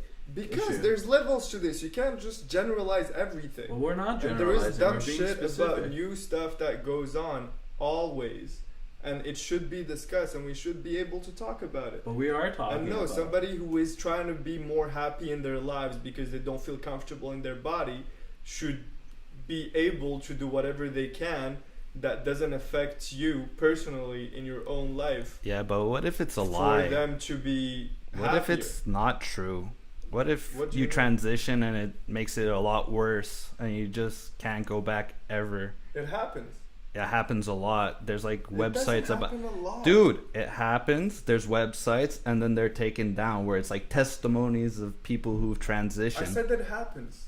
Oh, I thought you said it doesn't No, happen. I said it happens, but it doesn't happen a lot. Okay. How many people in the chat? Do we have any likes yet? Smash that like button. There's no like, one person's watching. Oh, there's one narc in the crowd. It's an agent. She. Anyway, comment, like, and subscribe. Tell us what kind of feedback you want. Do you want Yuli back as a guest? Do you want me to bring something on? The one person, they're just like, no. No. Yeah, but I always find people who are like into sexual liberation, they always defend like this kind of stuff. Like, hey, I'm not like the perfect guy either. However, I don't know. It's like always like people who are like, do as thou wilt, or like, like I do what's good for me, but it doesn't hurt you. Like this whole libertarian like social like relationship or social contract of basically like allowing you to have like so much freedom, and if it just keeps you in this whole bubble, I feel like that's kind of a fallacy, because like an individual, even though, you know what, I feel like, to rephrase it, I feel that people get too obsessed with this dialectic of individualism and collectivity as being two separate things. I feel like they both in the sense they both influence each other. Therefore, whatever like an individual does, sure, it doesn't harm someone. However, I feel like it does still have like an effect on the collective psyche and harmony that it creates with each other. You know what I'm saying? It does, but you can't just Like adultery, tell let's say. people that, you know, society cannot change and people can't change, and the way we view living and being But like cannot change. I feel like a lot of this like trans stuff is not even about like sex. It's just like a gateway to like allowing for like people to become robots. Well, or, that's like, what you feel, but if you really look into it, it's not what it is. Well, like, yo, dude, if you read like sci-fi books, which are like quite influential. Let's not talk about sci-fi. Let's talk about, you're a religious person. You know what a spirit is, right? Yeah. Okay, so if you have more of a female spirit than a male spirit in a male body, let's say you have more of a female spirit in a male body, and you don't ever feel adequate in your body, and you don't feel that you can live life to the fullest because there's just something wrong with the way you feel your body and the way things are going on. Yeah, that's possible, but what if you just watch a bunch of media, everybody tells you, oh yeah, you feel this way because, you know, X, Y, and Z, and then all the girls in the high school, instead of being bulimic, they're like, oh yeah, let's do this. It's like you're opening the door for people who may be on the edge, who are like, hey, don't get me wrong, sexuality and stuff like that is very confusing. It's like hard to get into. Sure. Okay, I completely agree with the teenager stuff. Again, if you are underage and you still don't know anything about life, you should not be able. Yeah, but how many adults know anything about life? What is the difference between a female spirit and the female side of your spirit? I have no idea about that. I literally have no information. So or it's no a very knowledge subtle subject. whatsoever. It's very like I always find left-wing people, or not even left-wing, people who usually argue for this stuff, like the example you used of a woman or a man who's not comfortable with their own body, that kind of like archetype, or that kind of argument, I feel it's like the same type of argument as people who argue for abortion being like, if it's ever like a case of incest or rape, that's like, it's like always these like, and then they always give you like, when you start bringing like a different like extreme, because that is an extreme case, and if you ever bring a different extreme, they're always like, oh, like why are you always like giving us extreme examples, you know? But like their arguments are like always like the most like 1 in a million chance where it's incest or where it's like somebody gets raped and they have Okay, like but a my baby question out of it. is No, what- but I know your question is like, oh, but like if we did like a census, how many people would actually no, be you don't like know what that? my question is. My question is No, why. your question was, I don't feel comfortable in my body. Like it was on about that. Yeah, no? so why did you get it to abortion, which has nothing to do No, I'm with saying this. it's those types of arguments. It's not those types of Yes, it arguments. is. No, it's a completely different subject. It has nothing No, to but do. okay, it's two different it's two different skins, but it's the same type of examples. No, they're it's both not the same extremes. type. No, they're not both extremes. Yeah. How are they? Okay, so somebody who's a Muslim and blows themselves up, that's an extreme too. That's the same argument? No, that's blowing yourself Yeah, that's up. an extreme. Okay, So okay. it's It not would the be same saying, thing. are all Muslim people who blow themselves up? No, it's a small portion of Muslims who do that. So Yeah, but I'm just talking about we're talking about extremes, right? Yeah. You're telling me the relationship between abortion and being able to be transgender, transsexual are extremes. So it's valid that you can relate one to the other and compare them together. I think so. Well, I'm Because- telling you, so Muslims who go and blow themselves up for okay. stupid reasons If, and if kill I'm other saying people. okay, in the scenario or the context, I say that Islam is like a evil religion or something because a lot of them go blow up themselves. That would be an extreme case, like the incest one. You don't think? So you're saying that I'm saying what the he reason said I'm- generally is that a lot of abortions happen because No. That's not what I'm saying. I'm just saying people who the argue. microphone is off, by the way. Whose? This one. I didn't touch it. No, I still hear it on my side. Okay. I hear it too. Okay, it was just my cable then. It's back on. No, all I'm trying to say is that the argument for, like you were saying, could you rephrase your question then? Well, no, we're not talking rephrase. again. Like, We're talking tell about me your original question, then I could like go hop back on board to the extreme. Okay, now I have to remember my original question. The question right after that was you comparing transsexuals to abortions. No, like what I'm trying to say is the you know sometimes people who advocate for abortion, Yeah. they would say like at the bare minimum or the foundation of like one like presupposition or predisposition of their argument is or it's to prevent cases where incest occurs, like babies out of incest. Okay. Like that's one way of eliminating it. And they're kind of both eugenic programs. Anyway, that's beside the point. Okay. And the It is really beside the point, but okay. anyway, and then the transgender argument is just like that is like the face, or like that's the first like talking point people give to you, like to sell you on transgenderism, whether it be like in a house episode or anything out like any other Hollywood production where they're promoting this kind of thing in the early 2000s. It's like it's to win you on the side, being like, okay, like these are two like small. I guess Talking about it is not promoting it though. Promoting it would be like, oh, this is a great thing to do and everybody should try it and it's amazing. Would blah, it blah, be blah. kind of like Caitlyn Jenner becoming Woman of the Year? Well, that's just weird, first of all. Well, that's a form of It's promotion, weird because isn't she it? killed someone with her car like some months before.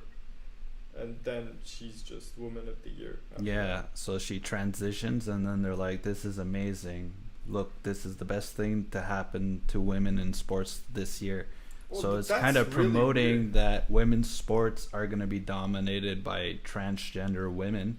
And then we see that happen at competitions where the first place or in fighting, mixed martial arts and stuff, where a transitioned woman fights a regular woman.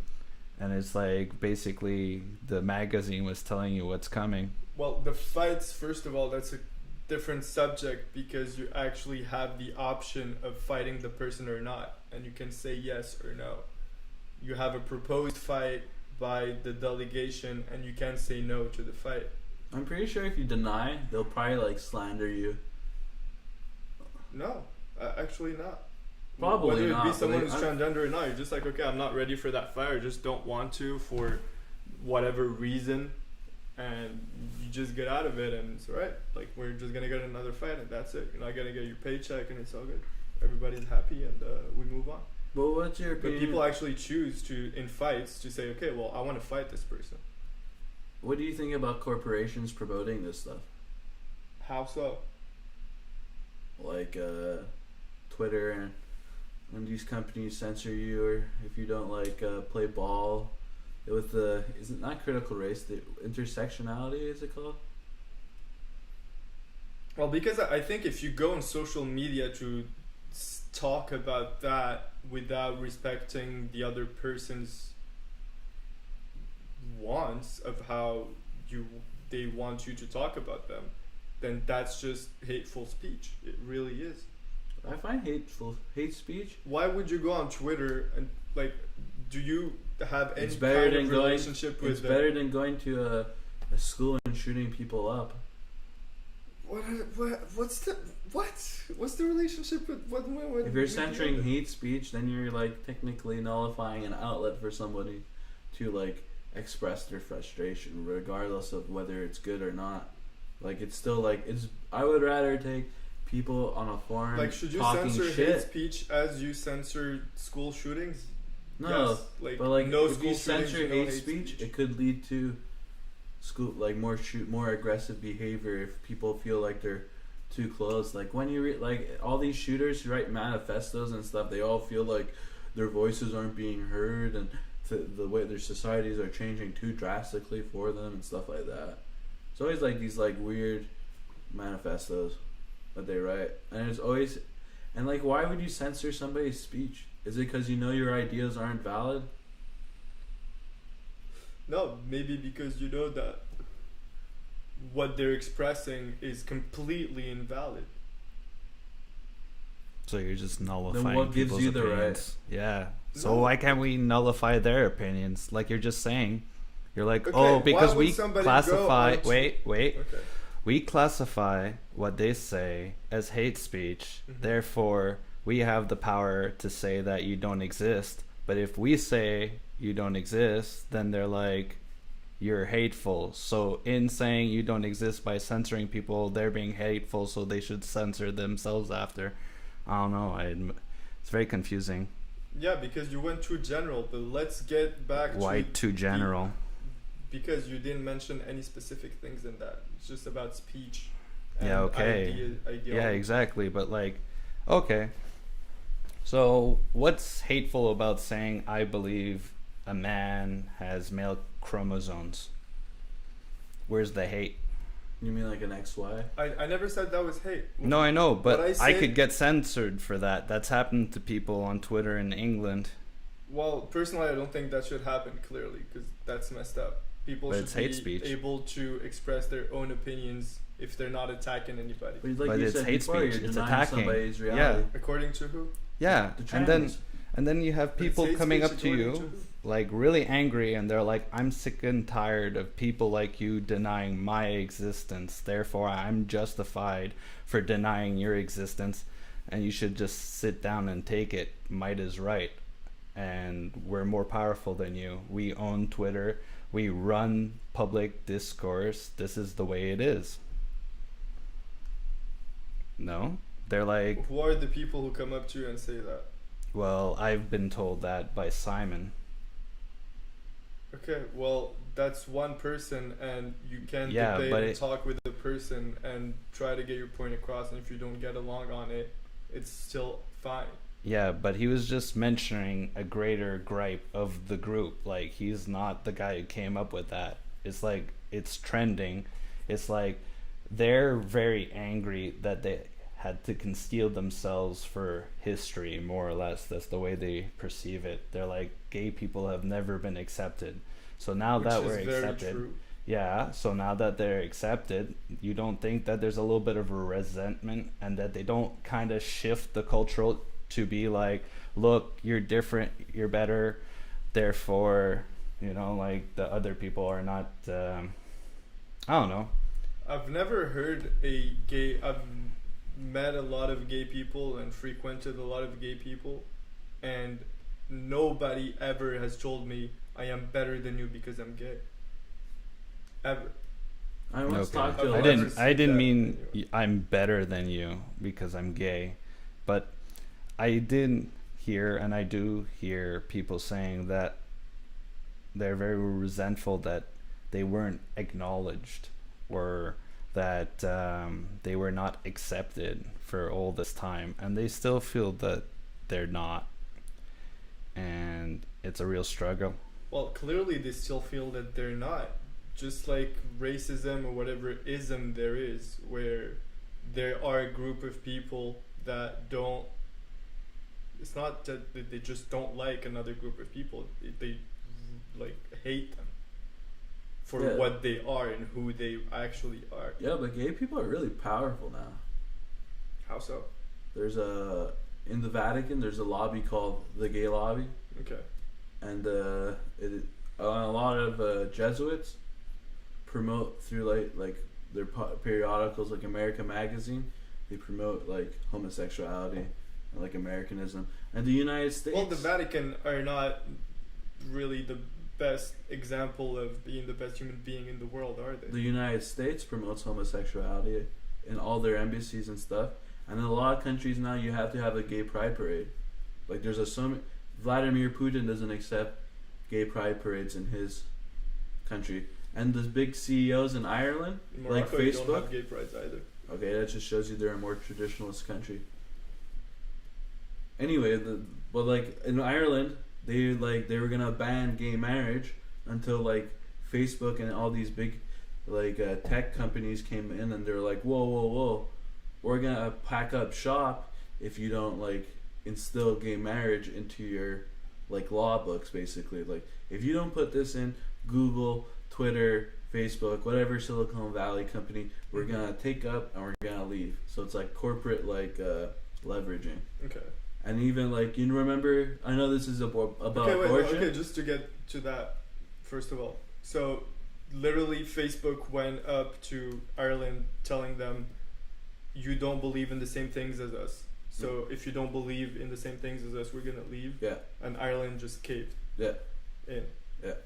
Okay, so that just makes Ireland selling out. Yeah. To Facebook. Yeah. Yeah, okay. And the same thing How happens is that with really Disney. powerful? That just makes Ireland weak. Well, okay. Then a private company is more powerful than a nation. They just changed their opinion. And honestly, I know nothing about that story, so I don't even know if it was really a power thing or... Well, it's of course it's a power thing. Just they changed their minds because they spoke with them. Because they didn't want Apple to leave, come on. No? Maybe. Or Facebook? Maybe.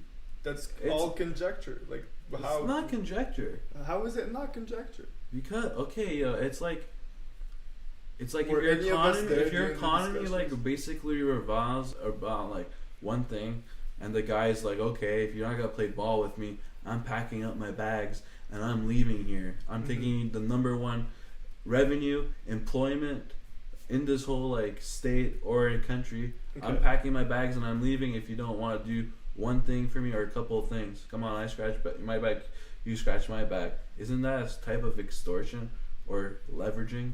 Like you're leveraging one thing over the other. Like you remember, it's like... Okay, let's talk about gay conversion therapy. Okay, do you think gay conversion therapy works? No, but if you're not like, I don't know. I have no idea.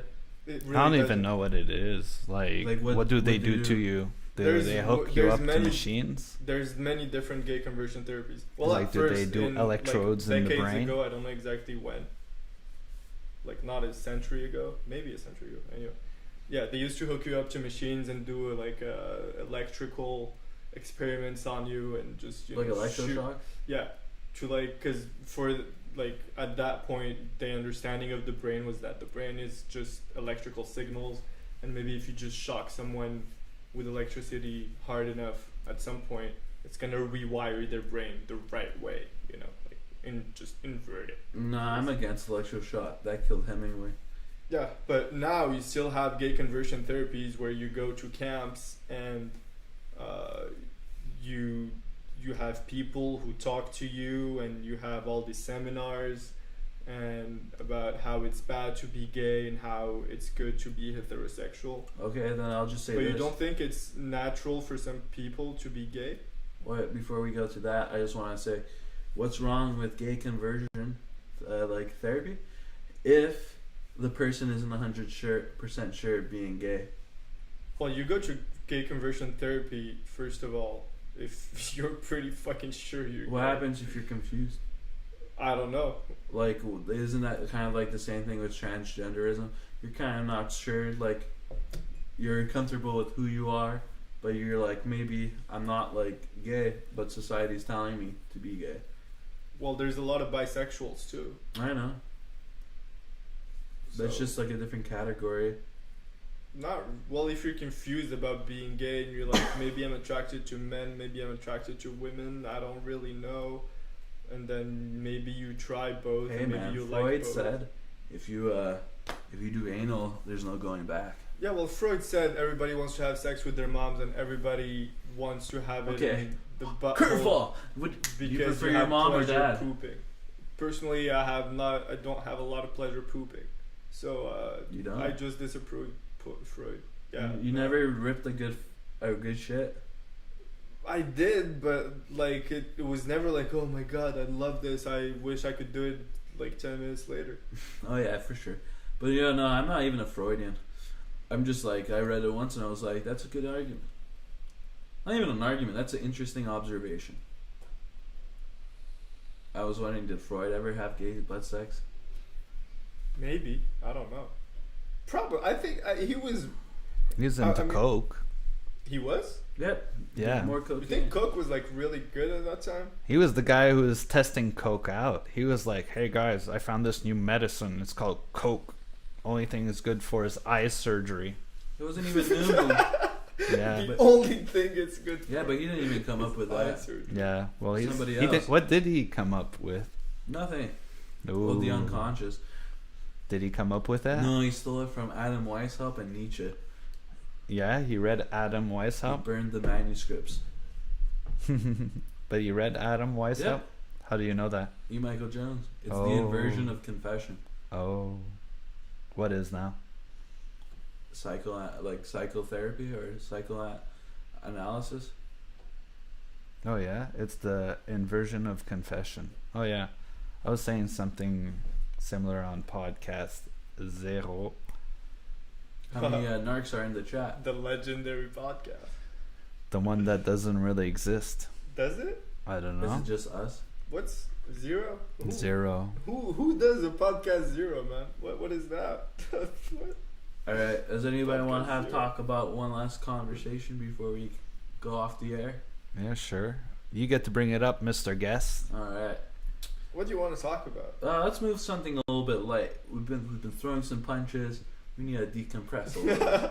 I don't like decompressing. I love the rush of having real fucking conversations. In real time. By the way, for whoever is watching this or is going to watch this, Subscribe. This is- like that. this is how you can have conversations with your friends, you know, who you don't necessarily agree with, but still be friends afterwards. Because that's what we are made for, discussing, and that's what makes you grow. All the time. Hey Max, you guys show this to your girlfriend? Nah. Wait. She hasn't seen any of the podcasts yet. Yet. Nope, but she knows they're recording. Maybe someday she's just like a friend of hers is just gonna share it. She's like, oh shit! Yeah. Okay. These I'm are wor- some hardcore bigots. I'm Not afraid. all of them. Not all of them. Ali's the worst. He's enabling them to speak. Yes, I'm promoting all He's the giving wrong them a things, platform. All right, guys. apparently. I'm giving them a platform. What are your top 3 movies? Oh my god. Top 3? Ali, go for And it. one sentence is why. God No damn. order. Okay. I'll do it in order. Even though it's not a real order, but Yeah. still, I'll just still do it. First one, 500 Days of Summer. Big time. Big time. Big time. Because for me, it's the only... No, it's not the only. I don't know if it's the only. But anyway, it's the rom-com that was made that portrays, for me personally, the best way to see love and relationships through a man's eyes. Damn. All right. Yeah, that's why I love the heck out of it. It's really, really good. Number 2. Number 2, The Matrix. Ooh. Yes. Pourquoi? Numero uno. Car.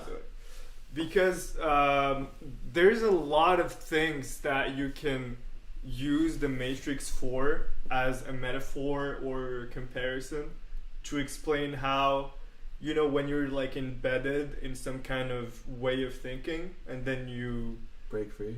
Exactly. Yeah, you break free, you break out of it, and you see this whole new thing of like, whoa. And what is that moment and how does it really happen? It's very vague and very, you know, wavy kind of thing. But there's always a moment, right, where you're like, damn. And your point of view just shifts right away. You're like, whoa, okay, now I see things differently because whatever. I mean, usually it's an accumulation of things, clearly. But yeah, Matrix, amazing. Number 3. Number 3, Pulp Fiction.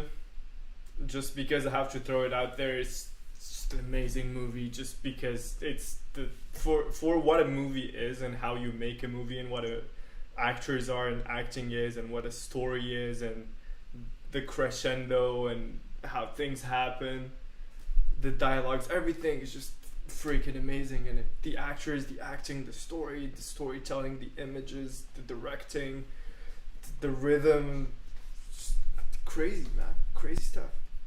Sweet. But of course, also Fight Club and a lot of other movies I could. On top of that. Yeah, Man, that sounds like that's But a pretty yeah, solid it's a choice. good, yeah, pretty good top 3, I think. Nice and For me, diverse. yeah. Sweet. How about you? My top 3? Max first, because it was Max your first. subject. It was your Yeah, subject. it's Yuli's question. We'll end with the best. But before I say my answer, Mike says Rambo First Blood, Rambo 2, Rambo 3. Fuck yeah, Mikey! Is he the only Love narc it. in the chat? No, there's him and someone else. The other Someone person else. should make themselves known. We So- would like it if the other person. Alright. The other person, please tell us your top 3. Shaq. What's that? Alright. It's not an inside joke. No, it's just Shaquille O'Neal. Alright, Oh, Max. It's a show of respect. Top 3. Love Shaq. He's a great guy. So yeah, We met Shaq. Mike says show me Shaq. Yeah, we met Shaq. Mike says I'm gonna say Dark Knight trilogy. Actually, no Dark Knight movies. Maybe Batman. I haven't decided yet. So Did he just change his top 3? He was saying Rambo, now it's the Dark Knight? no, he said I would pick the Dark Knight you. trilogy. Yeah, Oh, but I haven't. Alright. I'm saying no Dark Knight. Can we get on Shaq real quick? I want to know kind of what the story is. How was he, you know? You Who's mean? we? Because all I know is Max, man. I saw the picture with Max. Oh yeah, Yuli and I met Shaq. At a cheesecake factory Yeah, in the- Springfield. Yeah, Not Springfield, Massachusetts. somewhere Cheesecake in Lexington, Massachusetts or something. Did you see what he Yeah, was eating? Yeah, like Yeah, a like bunch 3 of- meals. yeah. The waiter came up Holy- to us and he's like, "Yo, that guy comes here all the time. He gets like 3-4 meals just for himself." No way. Yeah, What's a meal though? Like a Cheesecake- plate. I've never been to Cheesecake Factory. Pretty like big. Yeah, Yuli, talk about it. You get a bunch of stuff. It's like pretty big portions and stuff like that. It's like American style food. Yeah, Nice. it's an American diner kind of thing. I get the meatloaf and I have a hard time finishing it. The So if Max- you get the meatloaf, you get like a salad and fries with it. No, mashed potatoes. mashed potatoes and corn and Oh, stuff they like know that. what's up. They know what's up. Yeah, it's good stuff. I Mashed recommend- potatoes are good. How are the mashed potatoes? But like pretty good. homemade. They have like skin, like some skin in it too. Yeah, Okay. red potatoes. I think. I like You know, getting- they're white. Okay. You could even Cheesecake get- Factory, big up. I'm gonna try you guys. Yeah. Hopefully. Look, product placement. When Any YouTube's gonna Cheesecake Factory say, in Montreal? "Do you guys do product placement?" We'll say Cheesecake Factory. Watch us get a jingle for them. Hey, yo, Cheesecake Factory, if you can, sponsor us. If you're hearing this, We Yeah. can become From the team. influencers, yo. yeah, I'll go over I'll quit there, my try day your job. stuff, and apparently it's really good. So I'll say my honest opinion, of course. But anyway, Anyway, back on topic. Max. Yeah. Shaq, three did you foods. talk? It- Did you talk to Shaq? Oh no. Yeah, it he was- said. yeah. Sorry, guys. Should I gotta go eat? Yeah, just gotta eat. Sorry, kids. Of course. There was a lineup though. We were last in line. We were with our mom. We're like, Oh. "Hey, Shaq, how are you? Oh my How's it God. going?" Shaq. Okay, so top 3 movies. Yeah. I want to say one of them, Lawrence of Arabia. Okay, so this is not 1, 2, 3. It's just the top 3. Yeah, that's the one I'm most comfortable saying outright. Why? You gotta give a reason why. Yeah, it's because it's 4 hours of very well put together, very aesthetic movie making. I think it looks really cool. I think it portrays the desert in a very nice way, in a very real way, like kind of breaking down your defenses, kind of going scorch earth on your personality. The real man comes out, or a real person comes out, you know?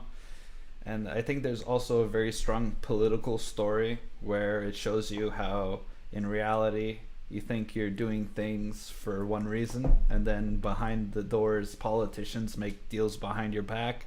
They didn't actually do anything, but they kind of dictate the outcome.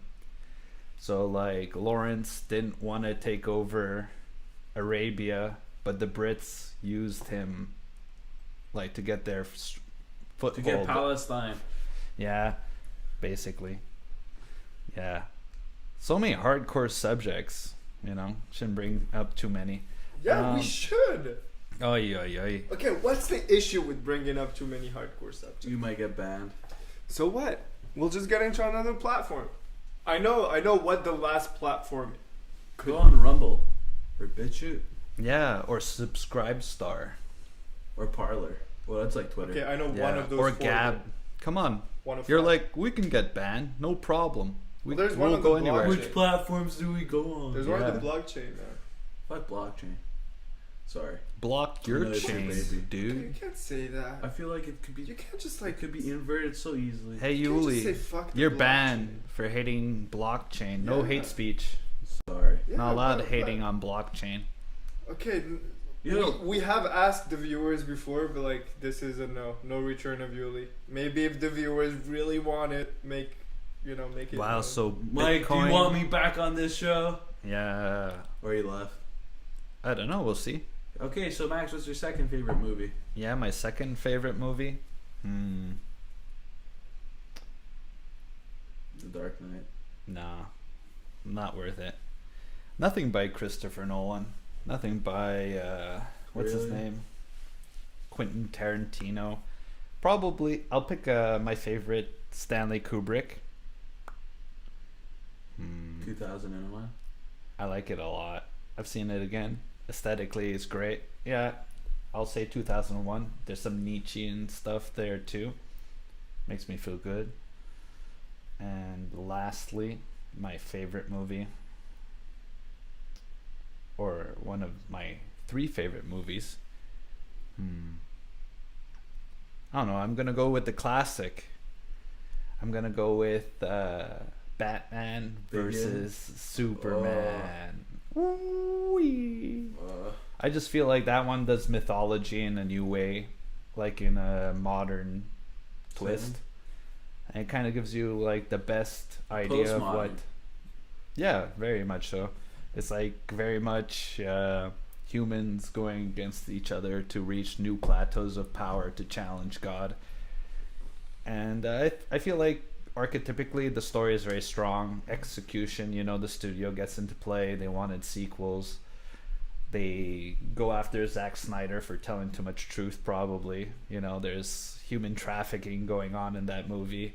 There's importing like dirty bombs. There's a lot of things, All these things can happen. It exposes CNN as a mouthpiece of Hollywood or whatever. Yeah. Not only that, but you know what else they do? That they show you that sound and waves can be used as weapons, because at one point when Batman sends up his defense against Superman, he has these like loudspeakers kind of impressing on him, and he's kind of like disorientated, and I'm like, that's very interesting. It's basically saying that you can do invisible warfare using harmonics or waves. So what do you think about my picks, Yuli? Pretty good. I'm surprised, but also not surprised that BVS is in it. Mike's like, worst movie ever. I fell asleep. Mike, do you want me to come back on the podcast? If Mike says no, Yuli's gonna be rough. You're relying on this one man to get you back on? Yeah, like Donald Trump. Who's he relying on? China. It came from China. Anyway, we'll give the people what they really want. What my top 3 films are. Oh yeah, wait for Ali.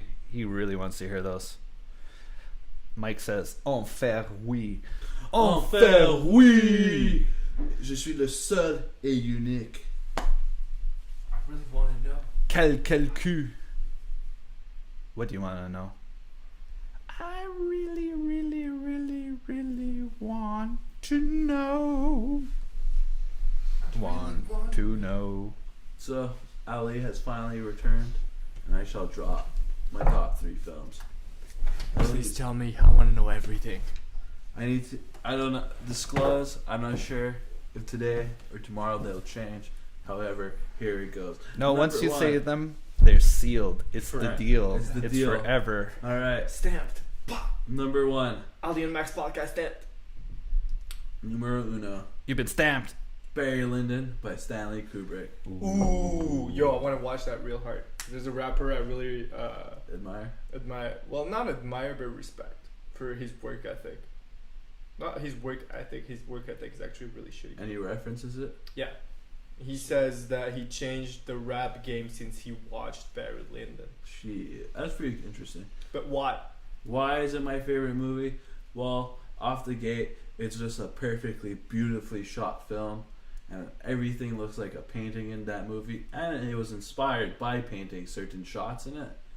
And it really, I find, captures the essence of the time period it's set in, which is like the mid to late 18th century England. And it's cool. It has dueling, it has boxing.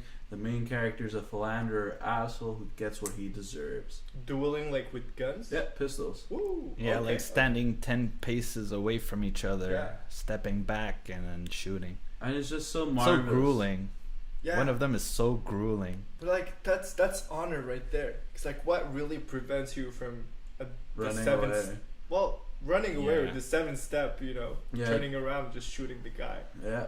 in the Ooh. back of the head, like you would call that like a sucker shot. Sucker No. punch, yeah. Well, a sucker punch, but this is a sucker shot. With a gun. Yeah, The sucker shot. The second movie would probably be one of the Godfathers. The first or the second. Not the third. Alright. Don't like the third. The You. third one's pretty good. Yeah, it's okay. It was They- good. They tell you the Vatican's actually just a bank. Yeah. It is though. Yeah, and they got the Rothschilds to administer their money at one point. Alright. The I think- Rothschilds. Yeah, We were not supposed to pronounce the Rothschilds. I thought I named them earlier. Rothschild. Ou les Rothschild. Yeah. Rothschild. Just like we're not supposed to pronounce yeah. George Soros. Soros. Soros? Rothschild. That's where their name comes from, right, Yuli? Let people know. What was their name before? What was it? Rothschild? Rothschild? Yeah, Red it means Shield. red shield in German. Oh yeah? Yep. Is it the same spelling? I think there's just an H they put for Roth. Oh, they added like the H. Yeah. Oh. Anyway, I think my favorite Godfather is the second one. The second. Because in the first one, Michael goes to Italy, which is not too bad, but I find it kind of like interrupts the flow of the film a little bit. Don't spoil me. I've watched I think just the first one a while ago. Anyway, I find the second one, it shows so much truth. At one point, they're in Cuba and they're in like a board meeting. There's United Fruit, a bunch of other corporations. There's forget the Jewish guy who's like the representative of the Jewish mafia, and then there's Michael Corleone, who's the representative of the Italian mafia. And it's such like an iconic scene of how like the world works. Michael Corleone. That's a great mix of Italian mafia, American type of archetype. Yeah, man. I like that. Michael Corleone. Yeah. What's your name? Michael Corleone. Michael what? Corleone. Whoa. And my last movie, I would have to say, is Lost Highway Really? by David Lynch. That's What? your favorite David Lynch movie, Yuli? Yeah, I would Yeah. say like it's like Inland Empire It's Or- just too weird. or Mulholland Drive. Like I would think Mulholland Drive is the film that's better technically. However, Lost Highway is such like a deep magical ride where you're just like, you might think the story makes no sense or something, but it's just like every time I watch that movie, I see like something new in the narrative structure. I see something new in the imagery, the character's motivation. It's always such like a hell of a ride. And the villain in that piece is so eerie that you just get shivers looking at him. Damn. But isn't that I feel like that would be the same kind of feeling with Mulholland Drive. No, it's like really similar. It's like a part of an unofficial trilogy where it's the first one. But like this one, it's Okay, what's the trilogy then? like it's called the Hollywood Trilogy, Okay. where it's like showing you different aspects of Hollywood life. And like one of them would be like the first one is kind of like the musician. This Mulholland Drive is about the director and like him changing the girls and the girl trying to go into Hollywood to be the big star. And Inland Empire is that really big surreal ride where you're like, this woman, is she acting or did she become a crazed crack whore? Like in Mulholland Drive. But even in Lost Highway, one like they show you like a snuff ritual or something with Marilyn Manson in it. Damn. Okay. But if is the trilogy like chronological, or would you tell other people to watch it a certain way as a trilogy, like 1, 2, 3 movie? I think for me personally, I watched Mulholland Drive first. Then I watched, I think, Inland Empire. Then I watched Lost Highway like 3 times. Okay. Then I watched Mulholland Drive with you and Inland Empire again with you. Okay. So I think the best way to do it is... So I started it the same way as you did. Yeah. Okay. So I think the best way to do it is Lost Highway, Mulholland Drive, Inland Empire. Yeah, Okay. but The Man Who Would Be King is a good movie too. The Sean Connery and Michael Caine one. By David Lynch? No, by John Huston, I think. You remember the one with the Masons? Yeah, where they go to Where like India, Afghanistan. and then they go through the mountains in the It Middle was East. filmed in Morocco. Oh shit. Yeah. That movie is really good too. Dude, movie wise, we're doing pretty good, guys. I Yeah. gotta say. What's so that far. movie? No, that Willy we saw? Wonka. That would mess up the whole. Come on, bros. Willy Wonka. It's an experiment in trauma. Hey, Yuli, We'll find an something. experiment in trauma. Oh yeah. Come on, Gene Wilder's there, and Elon Musk will only sell his Gene Wilder's house if they keep it the exact same way Yeah, if you preserve the spirit. of Gene Wilder. I Yeah. don't trust Elon Musk on human experience though. But Gene Wilder, he's a pretty funny guy. Who's Gene Wilder again? Oh, now we have to watch Willy Wonka. Dude, he's Willy Wonka. Okay, guys. We Put need up to a wrap poll this in the up. chat. We need Put to a poll wrap in this the up. There's chat. 2 people. Let they- Oh Max wow. is being mind controlled again. Oof. Wait, what? What? Whoa! Who's talking about mind control? Anyway, I'm piecing off the chat. It was nice hanging out with you guys. What was that Stanley Kubrick movie we just watched? That was good too. Oh, Paths of Glory. Paths of Glory, yeah. That was good. That just showed you the soldiers do what they're told, and when the result's not good enough for the officials, the soldiers get in trouble. Yeah, and I think it's a really great inspiration of the movie 1917, which I really love too. So if you like 1917 and you like going back to roots of things, definitely a movie to watch. Definitely. Heck of a review by Alianur. My personal opinion. Alright. One man's opinion. One child man opinion. Man-child. Man-child opinion. Who decided there should be man-child instead of child-man? Okay. I'm a red child. I'm a star child. Yuli's the demiurge. Oh, we're getting okay. I'm the pathetic demiurge signing off. Oh, that was a good. Ali, are you gonna sign off, or will you just kill it? Ali, signing off. Ciao, bye. See you next time. All right, guys. It was a pleasure. Bye, Narcs. It got heated. No hard feelings. And Never. I'm pretty wrong about a lot of statistics I said. Only good conversation. People are probably so triggered they'll never hear the apology at the end. But then when they take this out of context, I could be like, look, at the end, I said it all straight. Hey. We're all full of shit. We don't know anything. What else does he say? Oh, yeah, I'm a comedian. Don't take us for real. I'm not a comedian. I'm a moron. No, you're not. You're serious. You got a beard. You got a mustache. That's authoritative. I am very, very serious. Oh, yeah. Like serious black. Yeah, you're Because I also wear dressed in black. black. Yes. All Whoa. right. And my Peace, hair, Narcs. my I'm out. hairs and hairs and black. All right. Everything black. It was a pleasure. Signing off. Hasta luego.